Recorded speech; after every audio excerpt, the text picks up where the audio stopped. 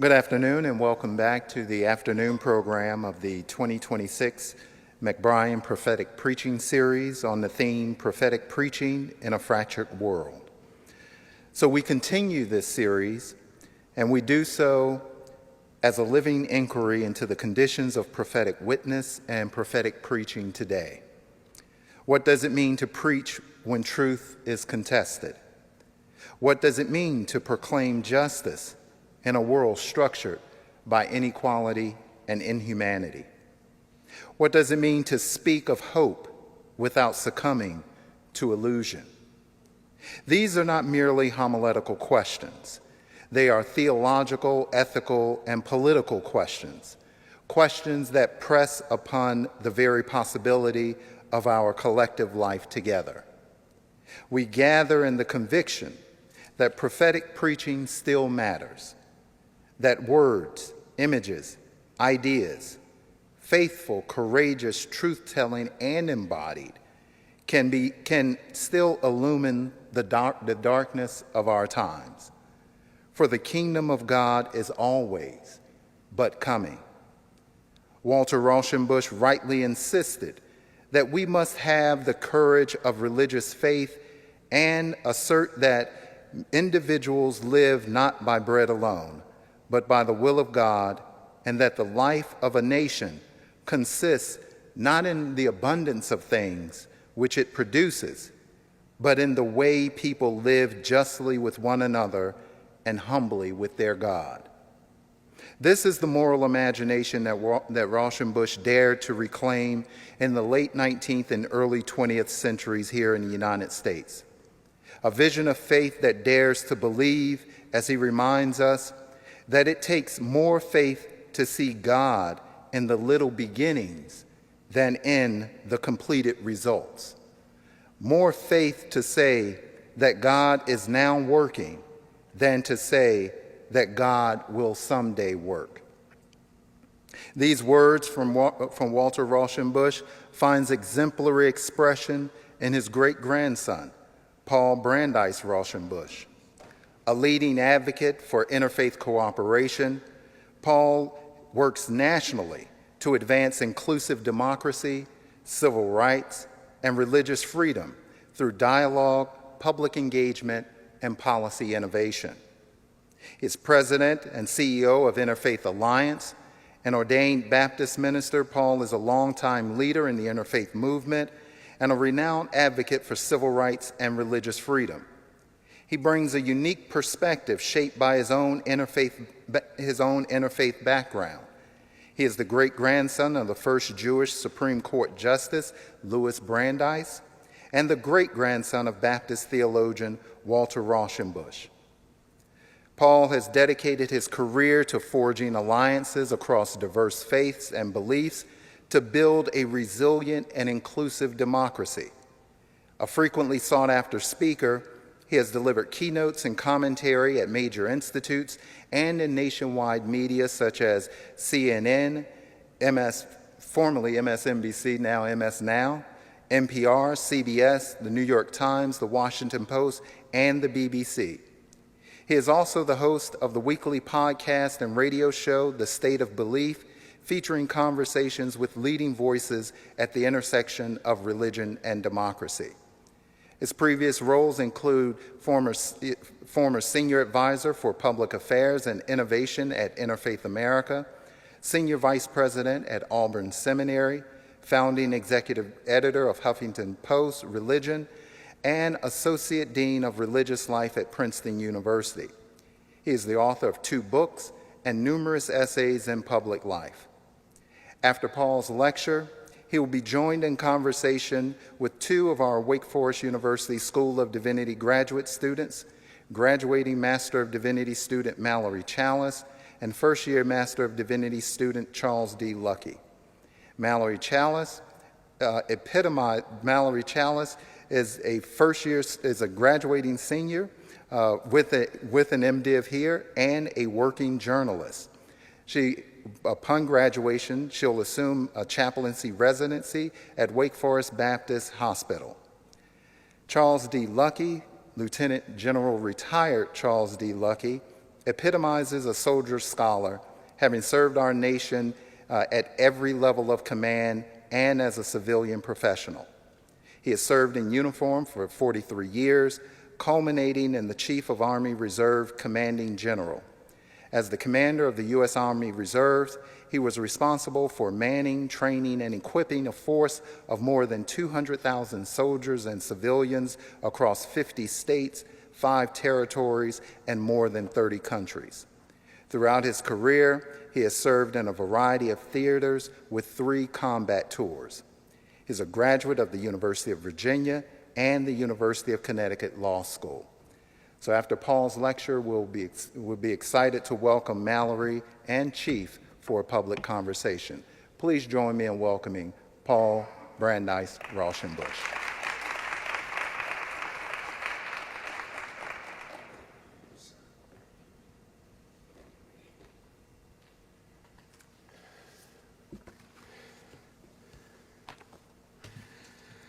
Good afternoon. Wow, what a week to be talking about prophetic preaching. I am so grateful to be here for the Mac Bryan Prophetic Preacher Series to honor his legacy, and thank you so much to the Reverend Dr. Corey Walker, the Reverend Dr. Melvin Sampson, and my esteemed colleagues and co-presenters and new inspiration in preaching, the Reverend Dr. Helsel and the Reverend Dr. Vaja Ruiz. And I am grateful to be in conversation with General Luckey and Reverend Mallory Challis. This is my first time at Wake Forest University and Wake Forest Divinity School, but the reputation is so strong with me, and I'm so inspired to be here and so grateful for this opportunity to be speaking. I'm especially grateful because today's talk has provided me with an opportunity to look back at this past year and a half of my own preaching and speaking across the country, and to recognize that how I am speaking and preaching in these past several weeks is different than I did 18 months ago. Of course, preaching is always dynamic, speaking into the moment that we find ourselves. Yet there is a constant, and I'm recalling my own homiletics professor, Dr. Edwina Hunter, from over 30 years ago at Union Seminary, who seared into my brain the question for every sermon: what's the good news? And today, even in our current American and global context of distress, I do bring good news. And not to spoil the punchline, but it has something to do with love. But first, let's talk about the ongoing reality into which each of us is called to preach at this time. America is observing our 250th anniversary just as our democracy faces an uncertain future under the threat of authoritarianism. We are in a pivotal moment. And what you and I and so many others of diverse faiths and beliefs do in the next months will determine the future of the project that is America. While our moment is unique, it is not without precedent. Throughout these last 250 years of American history, religious people and communities have faced great tests that reveal how they choose to interpret and exercise the moral character of the faith traditions of which we are a part. Profound societal challenges, such as the horror of slavery, radical economic injustice, and the struggle for equality and civil rights for all, to name a few, have forced a decision on how people of faith will leverage the power of their religious and spiritual traditions. If we are clear-eyed, we know that in all of these times there were religious leaders and faithful congregants acting as cheerleaders for the worst angels of our republic. To use just one example, slavery was given sacred sanction by generations of white Christian pastors preaching from the Bible. I could spend my entire time listing the many examples of how American religion failed the moral test of their moment. But today I want to remind us that that is not the only story. Our history is rich with examples of religious people passing the test of their time by accessing the courage of their faith, overcoming legal, cultural, and political realities to show up, speak out, organize, and mobilize and preach a good word that moved our country forward ever closer towards the promise of liberty and justice for all. We are facing our own test. The test is not theoretical or about the future. It is real, and it is about now, and it involves all of us. It will require courage, and nobody is going to save us but us. In the past 18 months, our country has progressed along the path of authoritarianism more rapidly than many of us thought possible. In 2021, America was designated as a backsliding democracy, and now we are in free fall. Just this month, the most respected democracy research group in the world removed America from the list of functioning liberal democracies, stating, quote, "The speed with which American democracy is currently being dismantled is unprecedented in modern history," unquote. I had a chance to speak with Staffan Lindberg, one of the authors of the report, on Monday for my show, The State of Belief.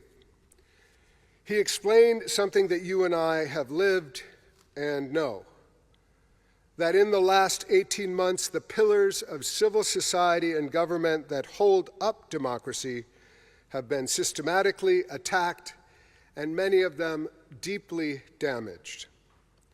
These include government agencies, universities, the court, the press, education, museums, libraries, and even corporations. This has been coupled with the scapegoating and the erasure of civil rights of immigrants, as well as Black, LGBTQ, Muslim, and Jewish communities, as well as the undermining of fundamental freedoms such as freedom of expression and freedom of assembly and freedom of religion. That last one is important because much of the authoritarian movement is being fueled and informed by the political ideology of white Christian nationalism, whose goal is a Christian and white nation made in their own image and which attacks anyone from any faith that is not in lockstep with their political agenda. Christian nationalists now hold some of the most powerful positions in our country, including Speaker Mike Johnson, Vice President J.D. Vance, and Defense Secretary Pete Hegseth, whose pastor advocates for the repeal of the 19th Amendment, who has framed America's conflict with Iran in religious terms, and, news just broke today, quotes Pulp Fiction when he thinks he's quoting Scripture. Former Attorney General Pam Bondi created the Anti-Christian Bias Task Force, which is an absurd initiative in search of a problem, created to confirm the belief held by some aggrieved white Christians that they are the most oppressed group in America, and to use so-called anti-Christian bias to shut down the freedom of others. They also created the Religious Liberty Commission, a group meant to protect religious freedom for all, but made up entirely of ideologically extreme Christians with one Orthodox Jew. For the record, Interfaith Alliance, the organization that I head, is in ongoing lawsuits against both of those initiatives. For his part, President Trump, who has revealed much about his understanding of Christian values this past week, flips the great words of President Lincoln and proudly claims that God is in fact on his side. Trump likes to refer to his Christians while adopting God as some kind of divine personal mascot. Project 2025 was built on a Christian nationalist vision, and it has achieved much of its dream of power in this administration. Yet even as they claim their religious mandate and use their enormous power to impose their autocratic vision on the American people, they have not been able to fully prevail. And that is, to a large part, due to the courage of religious people, including the broad and diverse Christian community. While too many law firms, universities, media companies, and corporations capitulated over the last 18 months, the over 70% of Americans who do not identify with white Christian nationalist ideology have chosen not to bend the knee. Skye Perryman is the president of Democracy Forward, the organization that has been leading the legal defense of our democracy, successfully litigating against the gross overreaches of this administration. Perryman has proclaimed that courage is the new currency and has affirmed that of all the groups that Democracy Forward is representing, the religious groups are among the most courageous. Courage is needed right now, and all of us are capable of it. I don't believe that anybody is born with more or less courage than anyone else. Rather, courage is a practice that is cultivated, a spiritual discipline that we can grow, that looks different for every person. The root of the word courage is the Latin word cor, which means heart. Courage is an act of the heart. Courage is where love becomes action. And courage is indeed the new currency that I submit to those of us who are preachers and teachers, that we consider the ways we can mint the currency of courage and spend it lavishly on our congregations, our community, and our democracies. For the remainder of my time, I would like to suggest 3 principles of courage available to Christian communities that we can bring to the broader pro-democracy movement that needs us so much. The first principle of courage is to go deep, showing up, speaking out, caring for ourselves, and caring for our communities.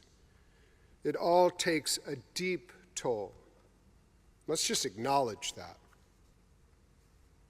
Yet we can call upon the spiritual resources of our faith, as have those who have gone before us. Jesus, in the first great commandment, invites us to love God with all our heart and our soul and our mind. The mandate to love God is an invitation to intentionally seek out and dwell in that deep place of fire inside where life emanates, where our deepest truth dwells, and where we feel that connection to God and to all the world. Cultivating that spiritual power is critical for sustaining the courage required for this moment. A great inspiration within our Christian tradition is the Reverend Dr. Howard Thurman, born in 1899 and raised by his formerly enslaved grandmother. He became a Baptist preacher and served as Dean of the Chapel at Howard University and Dean of the Chapel at Boston University. Thurman was introduced to Mahatma Gandhi in 1936, whose principles of nonviolence were an important inspiration for him. Thurman wrote the seminal book, Jesus and the Disinherited, in which he connected the spiritual practice of nonviolence with the power of love. Dr. Martin Luther King Jr. was a graduate student at Boston University when Howard Thurman became Dean of the Chapel and was enormously influenced by Thurman and carried a copy of Jesus and the Disinherited in his pocket during the Montgomery bus boycott. Howard Thurman was both a prophet and a mystic who went deep into the spiritual reserves of his faith and connected it to courage and action. In his book, Deep is the Hunger, Thurman wrote, "There is a quiet courage that comes from an inward spring of confidence in the meaning and significance of life. Such courage is an underground river, flowing far beneath the shifting events of one's experience, keeping alive 1,000 little springs of action." Our preaching can point towards that underground river of spiritual fortitude that is available to us when we go deep and turn again to the divine and the ultimate source of our courage.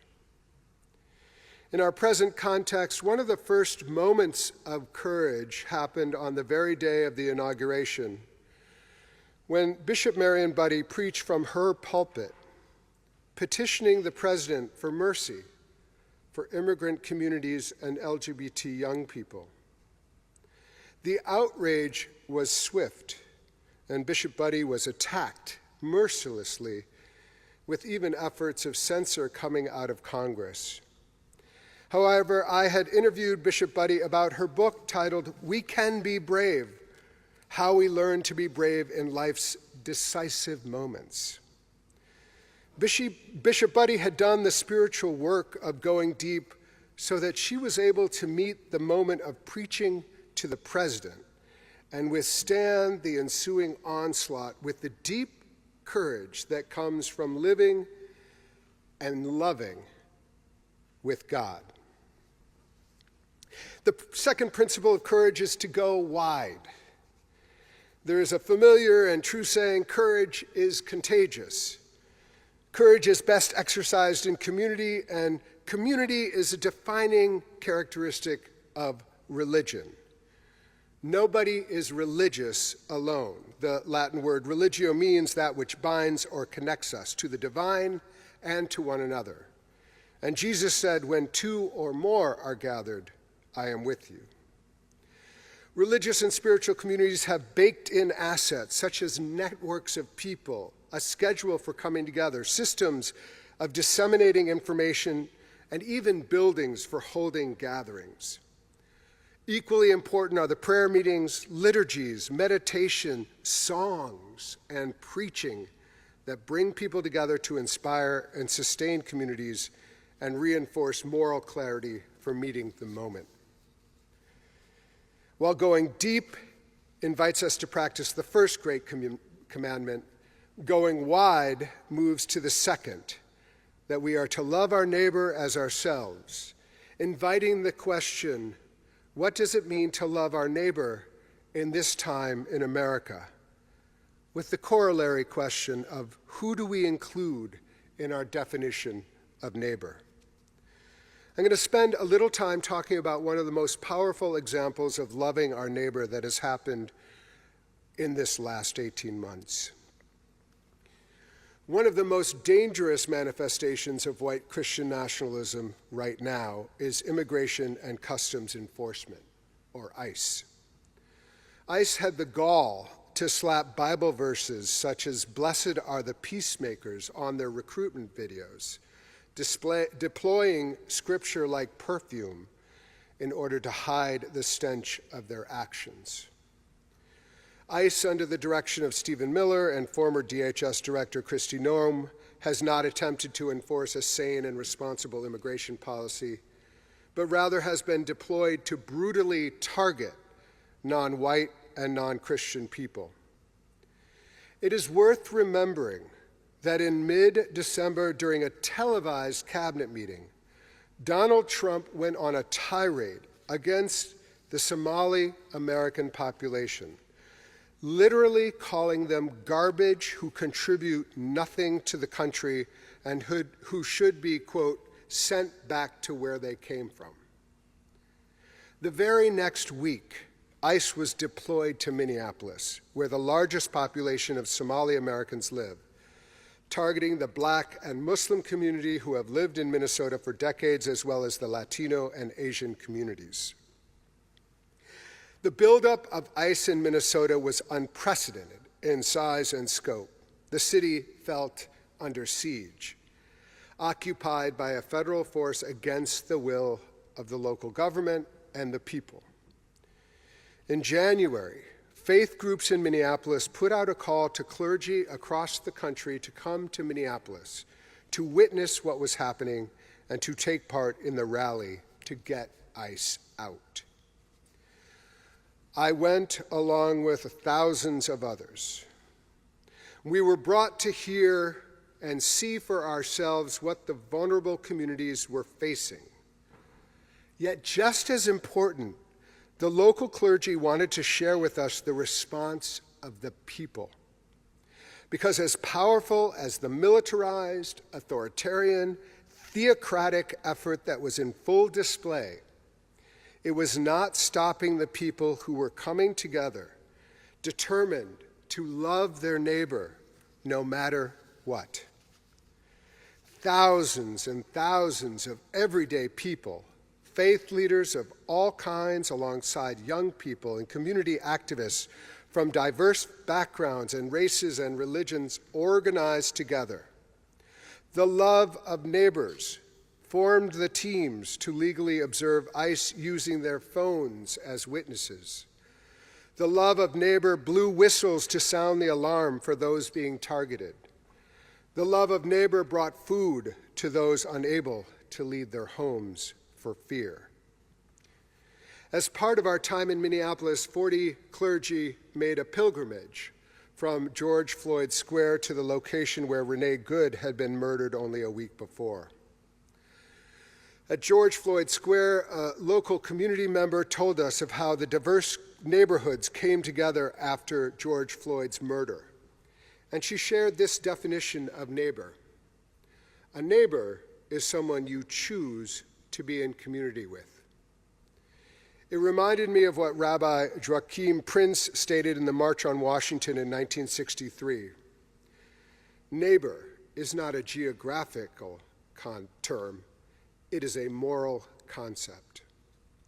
In Minneapolis, the people chose to love their neighbor. They chose to be in community with one another and to be morally and spiritually responsible for and to one another. And when people commit to that, authoritarians fall. The people in Minnesota forced the retreat of ICE, and it was a critical defeat that punctured the sense of inevitability of this autocratic moment and spelled the end of Kristi Noem as Secretary of Homeland Security and the end of Greg Bovino as Border Patrol Chief. Reverend Susie Hayward was one of the many faith organizers on the ground who invited clergy to Minneapolis. She joined a panel that I moderated in Washington, D.C. a couple months ago that focused on the courage needed in this time and offered this reflection.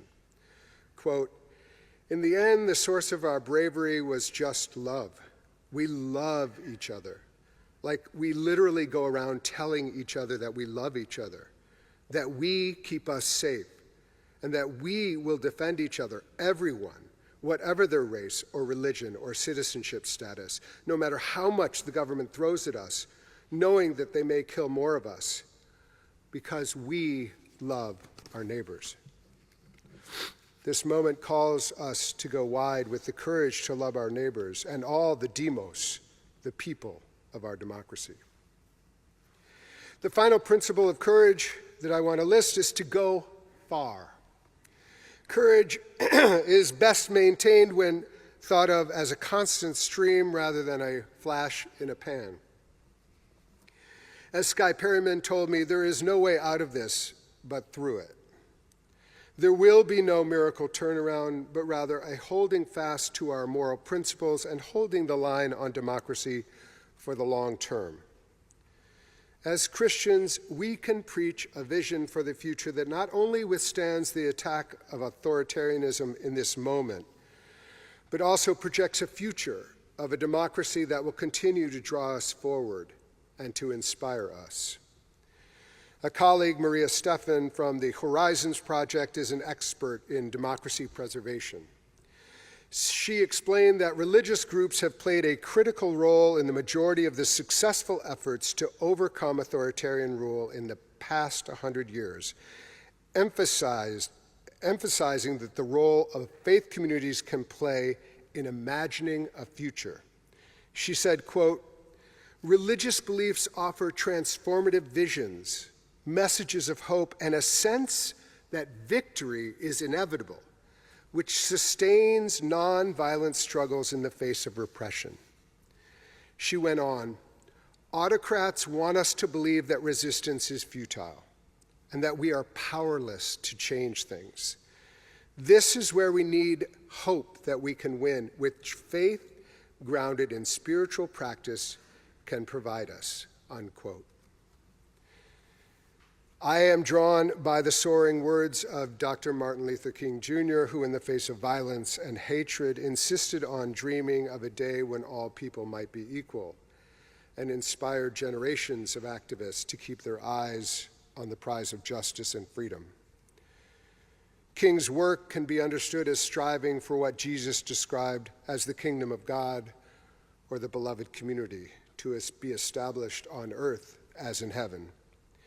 In 1956, King delivered a lecture in which he articulated the ultimate goal of the civil rights struggle.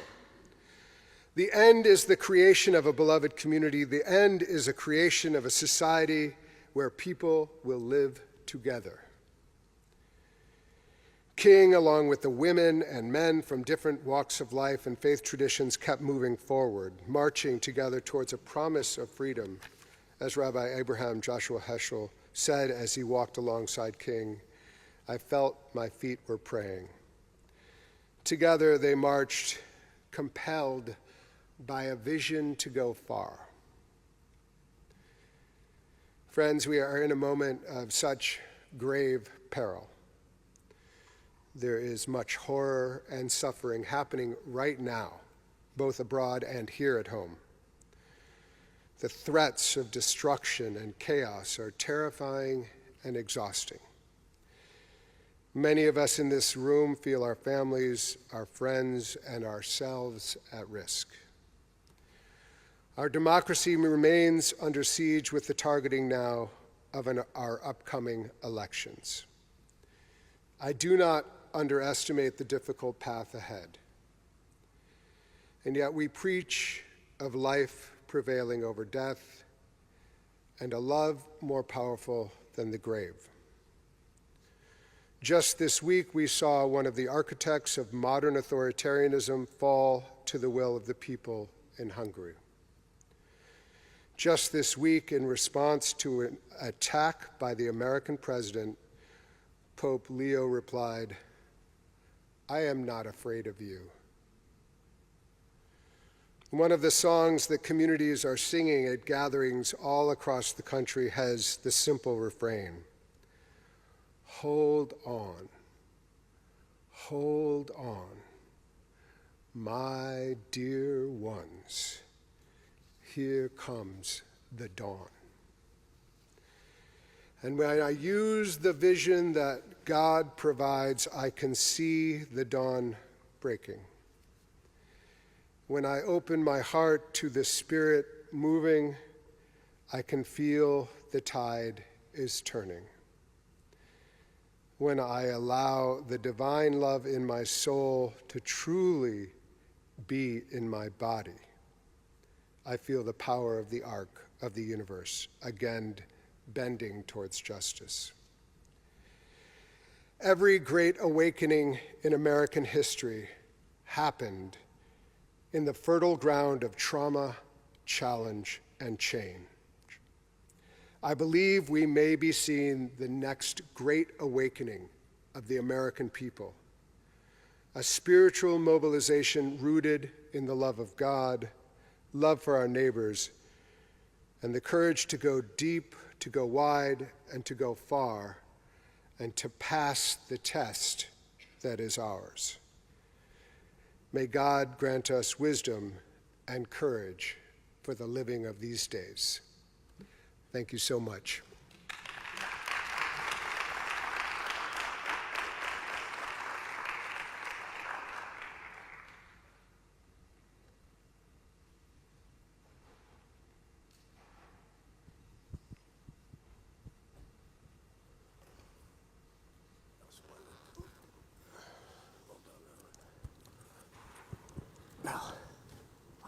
Thank you so much. Okay. Thank you so much for that message about courage. I think that that is something that needs to be heard today. As we look at the headlines and see, disaster after horrendous issue after crazy decision every single day. That is a really needed source of inspiration. And in preparing for our conversation today, I was reading up on the lawsuits that you mentioned with the Trump administration and the Religious Liberty Commission, and I noticed a line where the lawsuit calls the commission shambolic. And I thought that that was a really interesting word to use, and I thought it really jived with what Dean Walker was saying earlier today, which is that these fractures in our world and in our system are not accidental. They're built into the way that things are working so that we can marginalize folks and that the people in power can maintain their power. And I'm curious about, with this message of courageousness, how do we remind people in this sort of shambolic system where we're constantly being reminded by our algorithms what's wrong with it, that we actually do have the power to be courageous. Like, we actually are a people that can make a change, and we can come together and be neighbors and do things, because I think that's such a needed message. Yeah, I am, in the course of this talk, I wasn't able to really talk about all the different ways this is happening, but it's really incredible the way that communities are showing up right now. And I'm really inspired by the way the people have shown up. I mean, there's many different examples I can use, and I think that part of the reason that I am feeling more hopeful in the past, since Minnesota, and I've been involved since the beginning. I've been the main person doing religious outreach for No Kings, and seeing the incredible effort at where people from all different faith traditions showing up and saying no. I've been watching the important ways that different Black community leaders have in the face of Target, like a corporation that just said, oh, we're not going to do DEI anymore, and it's why would you take that stance? And then this boycott, and then the CEO had to step down.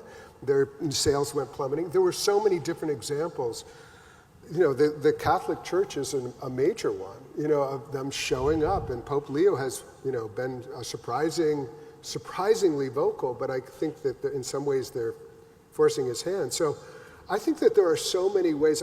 My sense is that it would be hard to mention anyone from the administration, any religious voice that is actually inspiring anything other than loathing right now.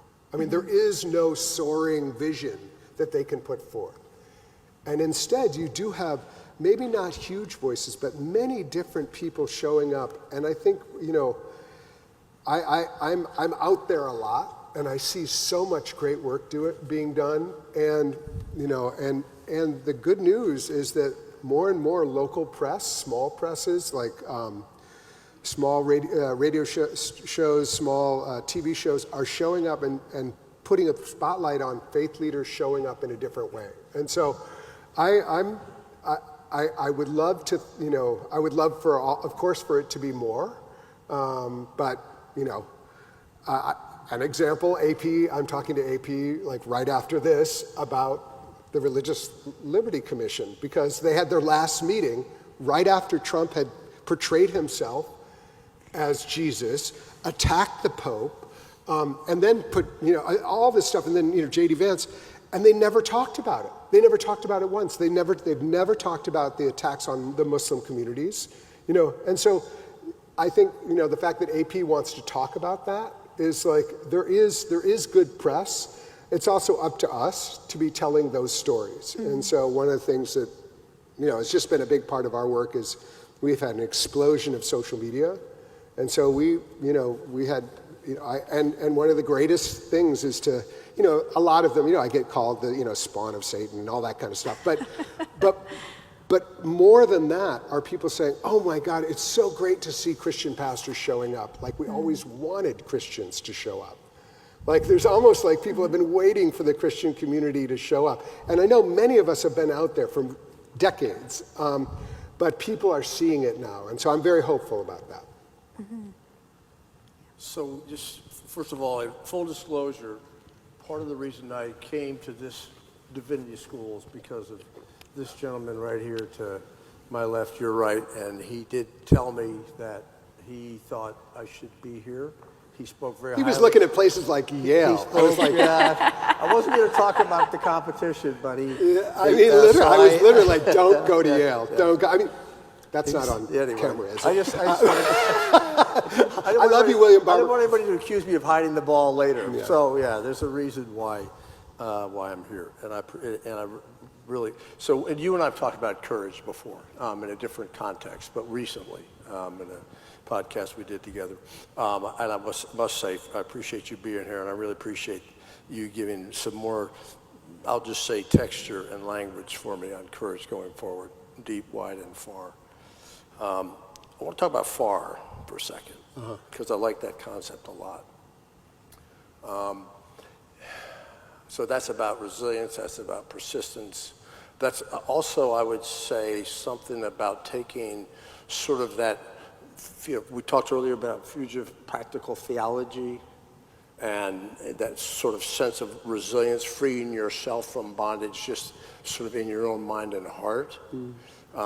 But then moving from resistance to a movement, which is what you're talking about, and I think it's what you're alluding to as far as you talk about the things shifting.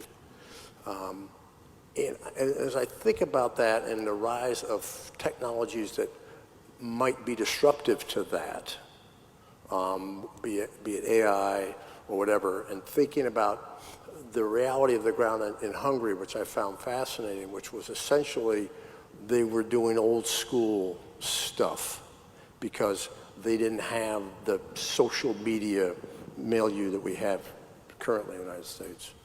And so thoughts that you might have on what, as you look at that far courage future, what are the threats to being able to sustain something that moves from resistance? Because I do agree with you about that, into something that is more galvanized, more organized, and potentially more resilient. What are the things you're most concerned about sustaining that energy, that courage in the face of what I suspect will be weaponized even more so against a population that is already having their phones now propose answers to emails for them, so that the human, if you will, is being dismissed from the loop. So that's sort of a wordy way to put it, but hopefully it speaks to the question about resilience, of sustainable resilience over the long haul, with human communities remaining human.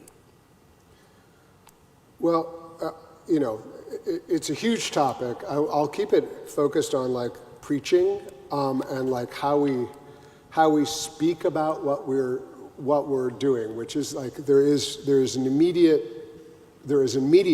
question of what we do now.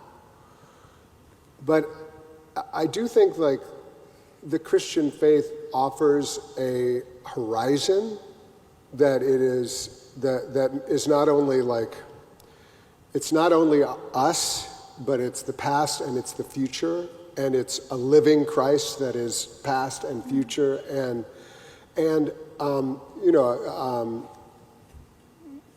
Dr. Walker has talked, about Raushenbush's quote about the kingdom of God always, pressing in, calling us forward, and And I think that that is an important idea. It's not to distract us from embodying that right now. And in fact, that's the reason I do love the idea of what does it mean to embody the beloved community. And I think that's what we saw in Minnesota. They weren't like instrumentalizing anything in order to get, they weren't like doing something in order to say, okay, we're going to get rid of ICE. And then they were actually trying to embody a way of being together that would be sustainable in the long run. Right. And I think that's really the way they're talking about it.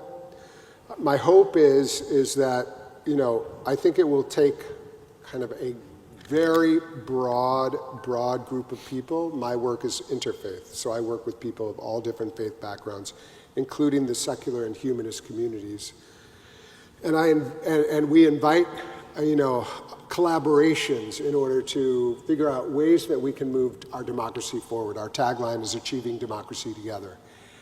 And I think that there are moments when we are going to have to, like in Hungary, that was a coalition that disagreed on many, many things, but still decided we are going to move forward in order to get rid of this immediate threat.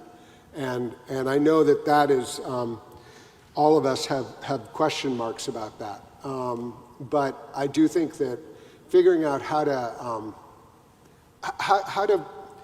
in some ways act in this moment as if the future is being realized, and not, because I do think that that's like its own act of resistance, that we're not going to, as much as we can, we are going to create the systems and the communities that will protect one another, that will, we will save us, is, that refrain. So, but I think the vision is really important, and I think people respond to that vision. And I think a vision that is inclusive. I mean, one of the things that I always try to say, especially when I'm, in politically more heterogeneous, it may be in this crowd, is that my vision includes, if you are a conservative Christian who has conservative, Christian, and you want to live your life that way, I want to create an America where you can do that. Like, I want you to have absolute freedom to believe what you want to believe, raise your family how you want to raise them, and I'm gay married, but you don't have to be gay married. I don't want you to be gay married if you don't want to be gay married. So, I do think having a vision for the future that tries to incorporate this broad idea of everyone benefiting from a democracy in which we can disagree but still function together. And I think that that's also like how we talk about the vision as welcoming, while not giving up on the values that we hold dear. And sometimes those are going to be in conflict. Yeah, I want to follow up on the interfaith nature of your work and this idea of the beloved community. We say that in my Baptist church, and I know that you're a Baptist minister, but this work and this idea of freedom is important for everyone. This courage is important for everyone, especially at a time such as this. And so I wonder if you can speak to the particular importance of this kind of work, this kind of prophetic preaching, whether it's like in a Baptist context or in a social justice context, or if you call it preaching or not. The particular importance of it being interfaith and informed by other religious traditions, but also inclusive of the realities of other beliefs and lifestyles and the needs of other people who believe in and live in different ways in our beloved community. Yeah. Well, I crafted this presentation with a Christian lens, speaking into a Christian context as a Baptist minister. I give a similar, not exactly the same, but like with the same ideas in interfaith settings. I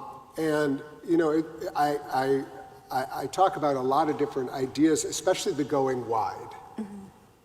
Mm-hmm. So one of the things that Interfaith Alliance is investing in heavily is recognizing, especially right now, the rupture in interfaith relations that's happened post-October 7th, and the difficulty that many communities are having even talking to one another. And so one of the people who is one of my senior colleagues.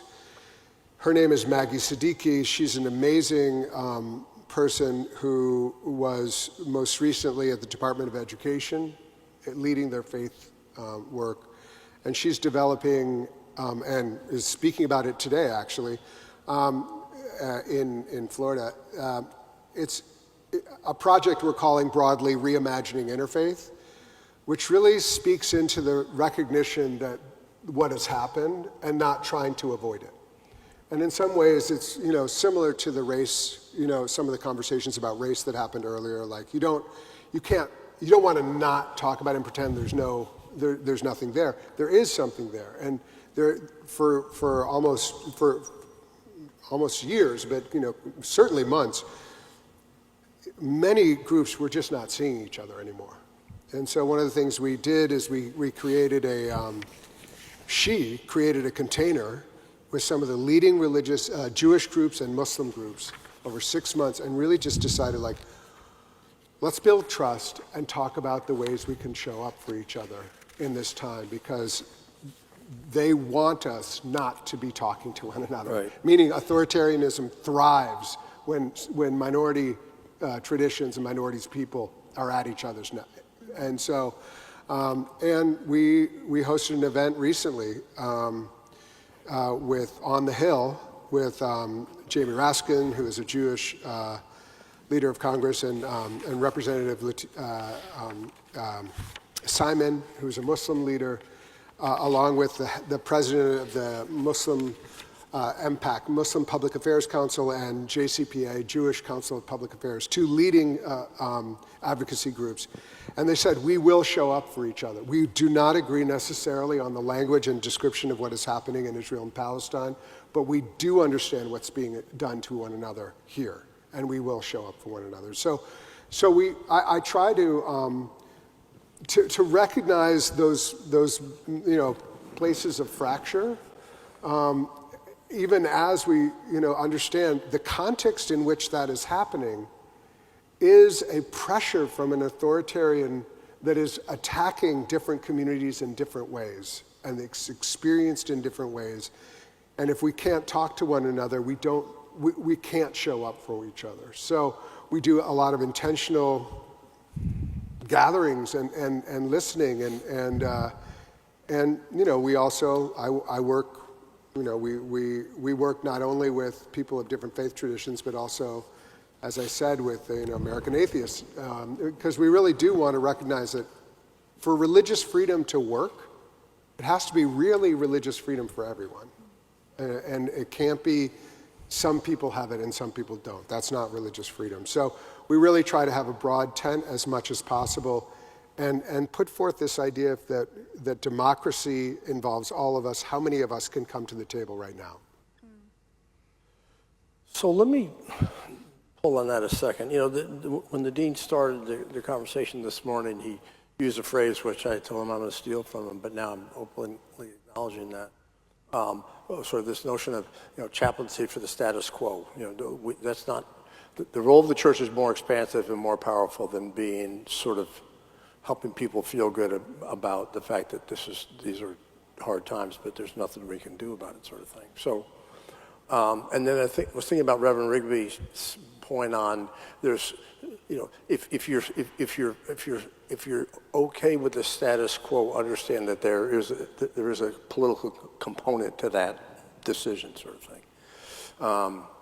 So we get into this conversation about politics, and I find it fascinating that we're, in a way, in two different domains that are always being told that they should sort of stay out of politics. One, I think, probably be in the pulpit for a lot of people, although I've only been in the pulpit one time. But the other is for soldiers, sailors, airmen, Marines, who are being told. For what? Soldiers, sailors, airmen, Marines, who are constantly being reminded that the political domain is not some place to which we should move. Leaving aside the conversation about the difference between politics and partisanship, I would say, given the amount of the volume and the speed, and you and I talked about this yesterday, right? Every day there's some new thing. We woke up this morning before the Secretary of Defense riffed it off of Pulp Fiction and called it a prayer sort of thing. So that's a new thing. There'll be something tomorrow, and the day after tomorrow, and the day after tomorrow. So my question goes to focus. And if you could pick, 2 or 3 basic core themes that basically, because you just talked about this, right? Sit on top of all of the different faith communities, or I'll just say communities, that you deal with on a daily basis. That basic core themes about human dignity, humanity, decency, character, that speak to our time in a way that can't be knocked off of message tomorrow because some new thing has been manufactured to essentially once again atomize or distract people from basic core narratives that we should all be thinking about running through whatever the, for lack of a better way of putting it, is the crisis du jour may be, conjured or otherwise, by our own government. Well, I'm going to say that I wouldn't name 1 or 2 that are the basic ones, because I think for every different context, that's going to be different. I mean, I think that, the question of, dignity, freedom, and justice are probably good overlap, but, different congregations in different settings. If you have a congregation that is largely a church of immigrants right now that can't show up for worship because ICE is threatening to, that has a particular kind of immediacy that should be in my mind, the focus of your work. Other communities will have different ones. I'll say, my work right now as the president of Interfaith Alliance is specifically geared towards 3 areas, which is democracy, not theocracy, education, not indoctrination, and religious freedom, not extremism. And all of those are intersecting. We do a lot of work on LGBTQ rights. We do a lot of work on reproductive rights. We do a lot of work on freedom of expression and intersection of that with religious freedom. So we're doing a major initiative with the American Library Association, which, by the way, libraries are getting slaughtered by Christian nationalism. If you're not aware of that, like one of our big campaigns is Faith for Libraries, which is how do you show up for your local librarian in your local library? Because faith people are going in waving a Bible saying, I get to take all these books out. And so we're doing this major initiative. And we're actually hosting a boot camp at their 150th anniversary gathering in Chicago this summer between librarians and faith leaders.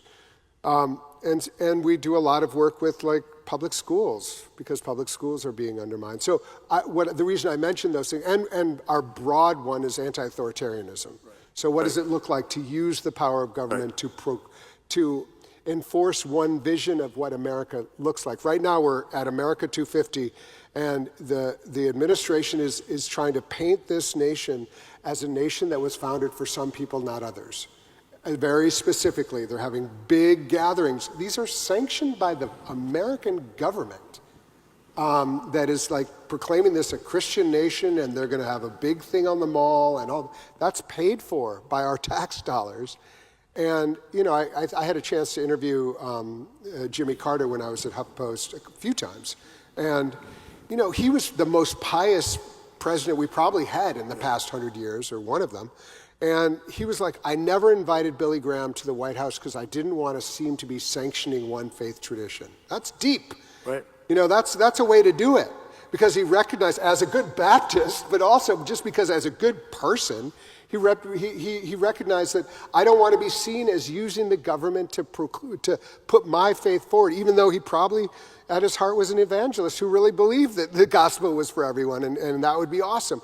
But I just say all of that to say, I know what I'm passionate about right now because I'm at the helm of this organization. I work alongside other groups that do amazing work with the environment, for instance. That's not my immediate, there are other groups that are doing great work. We come up alongside them.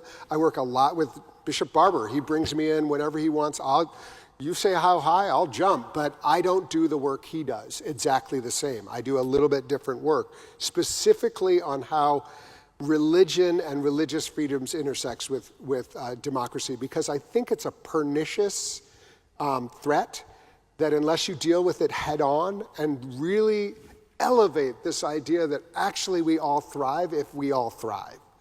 And so, like, you know, how do we do that? So that's, you know, I mean, I'm ranting, but that's okay, because, but I just would say there's not one thing that any one place will need to focus on, but the fact that we should all be able to focus on what matters to us, and that what immediately impacts our communities. And, you know, I've been in churches, I served in 3 different churches, and some of them it was like, listen, you know, when I first came back to the church, I was at Judson Memorial Church. It was a Baptist church in the village. And the congregation was just, you know, being decimated by AIDS. And so that was one of the things that really was the focus. You know, it was in the late 80s, early 90s in New York. That was a really big focus. And, you know, all of these things are you know, and at that time the government just didn't care. And so, like, how do we elevate the people? And that's the reason, like, when people say, "Oh, are you doing politics or are you doing religion?" I was like, I do people, and both religion and politics involve people. And so, if I can I'm going to do people. I mean, and that's the reason I do democracy, because democracy is just people. And, like, I think that as long as we you know, claim that, and we say, I actually, you know, my care, my prophetic, my pastoral, all of it is rolled into one about really caring for people. And that's the kind of preaching I want to do. Even though I don't serve in a church right now, I do speak a lot. And I speak a lot in the media. And I speak a lot, like I do C-SPAN. And C-SPAN is crazy, because C-SPAN has, like, you know, the Republican caller and Democrat and independent. And I've had people just be like, I have never heard a Christian pastor speak like that. I think he's possessed. And I'm like, I'm actually from a tradition, man. You just don't know that tradition. And so, like, I think it's really important to like, kind of like be out there and recognize that we actually do come from a tradition. Like, I'm not making stuff up. We come from someplace, you know, and so, yeah, now I'm definitely ranting now. So whenever you want to stop me.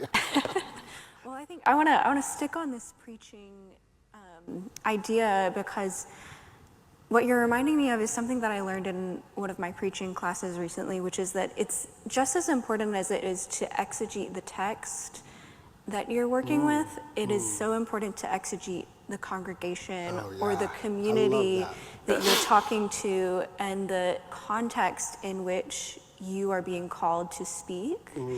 And sometimes that requires you to say something that might rock the boat a little bit.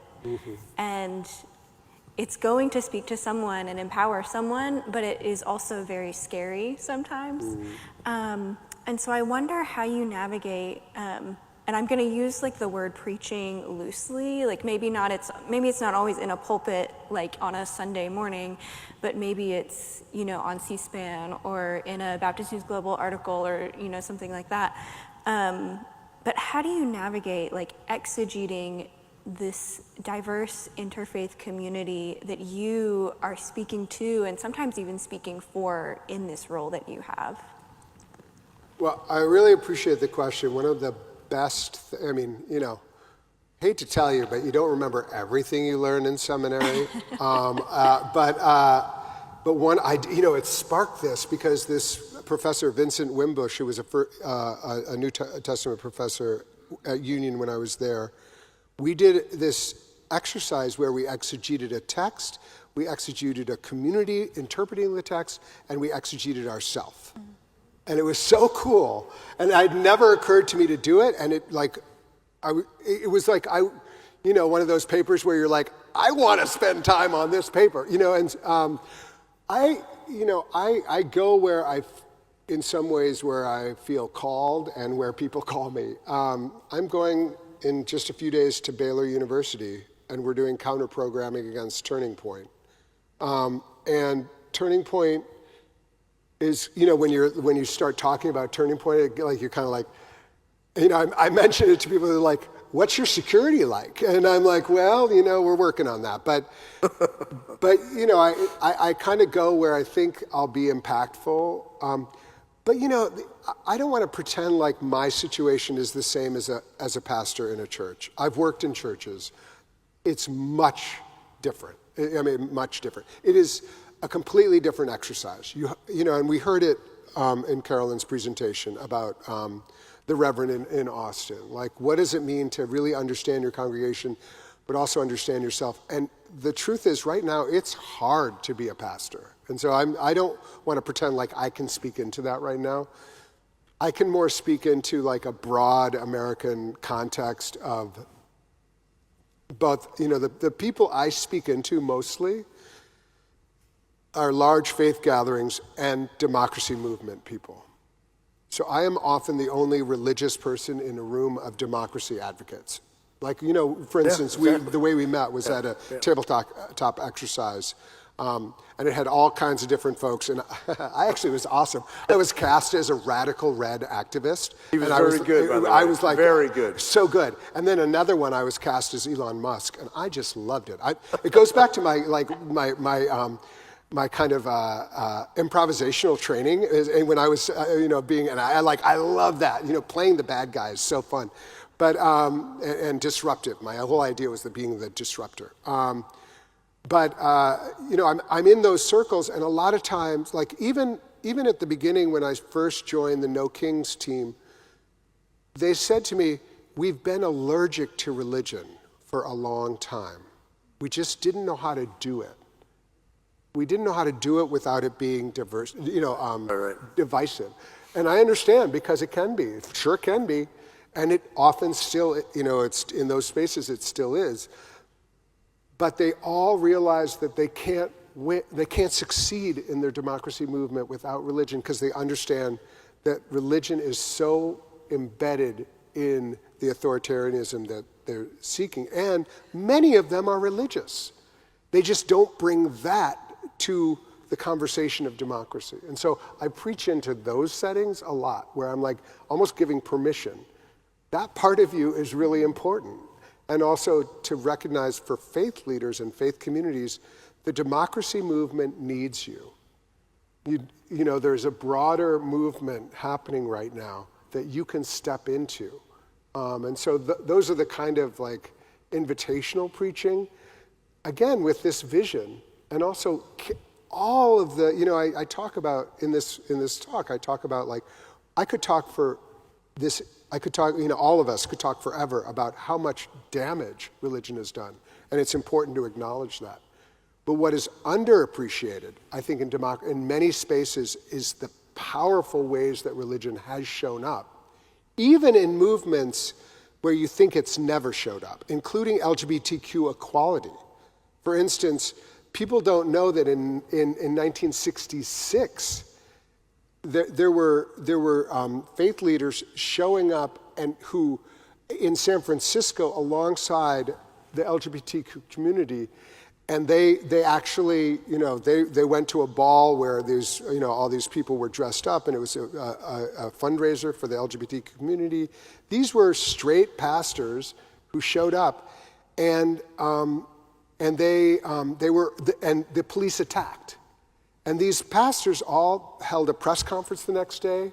They attacked the police for what they were doing. I mean, this was before, this was before Stonewall, before a lot of things. There's a whole history that is really important for us to also, we know much of it, but we don't know all of it. And we can keep on researching it and claim, many of the suffragettes were coming out of religion. Dorothy Day, we're coming out of a religious conviction. And so I just encourage us to not seed religion in any way right now, and make sure that we bring all of that power to this moment.